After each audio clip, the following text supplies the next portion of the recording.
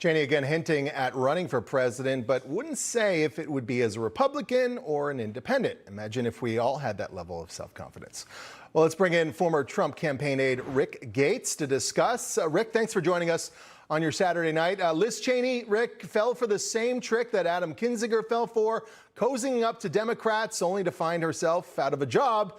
Of course, these are the same people who blasted her father's legacy for decades. And of course, after writing a few glowing articles in the New York Times and praise from the NPR listeners is really all it took to really have her turn her back on Republicans, right? Yeah, Mike, it's good to be with you. Look, now that the reality of Liz Cheney's defeat is set in, she really has four options. She could run as a Democrat, but we know her policies are still largely aligned with Republicans, so that's not going to fly. In addition, Democrats wouldn't accept her help anyway. Two, she could run as a Republican, but we obviously saw the results in Wyoming, and the way that the presidential primary works is that she would have to encounter Iowa, New Hampshire, and then go on to Nevada and South Carolina, and she just doesn't really have support, in those polls. And then there's option three, which is the most likely, that she could run as an independent candidate.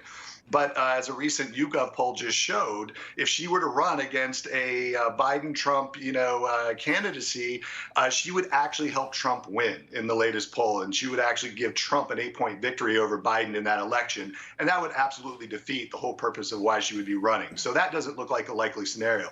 I believe it's option four. She doesn't run at all. She focuses on her anti-Trump pack and focuses on taking down MAGA candidates, but I don't think that's really going to work out well. As I said earlier, Democrats, there's a number of Democrats were polled, and Liz Cheney was going to throw her support behind them. None of them really want her support either. So she's really got very few choices, good choices to make. And I think her legacy is pretty much finished, tarnished, and she's done. Rick, during that same interview, Liz Cheney also called her own party, the Republican Party, sick. Take a listen to this.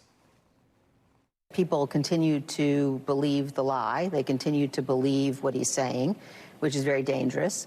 I think it also tells you that large portions of our party, including the leadership of our party, both at a state level in Wyoming, as well as on a national level with the RNC, is very sick. Rick, she voted with Donald Trump's policies over 90% of the time. Why this turnabout now?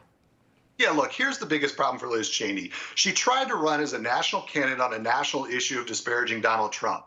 She forgot that the people that actually elect her are the citizens of Wyoming, and she didn't focus on any policies related to them or helping them.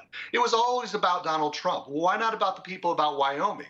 In that recent interview that she did, it's interesting. It was one of the first times she actually attacked the Wyoming leadership. It was mostly the Donald Trump, efforts, and now it's expanded because she's very frustrated. She's obviously very upset that she had lost resoundingly, and she has very few options moving forward.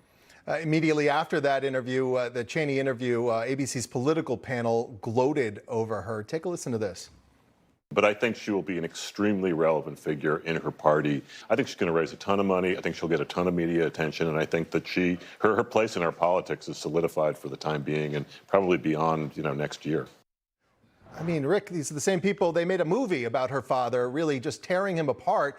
Why does she feel so endeared to these folks?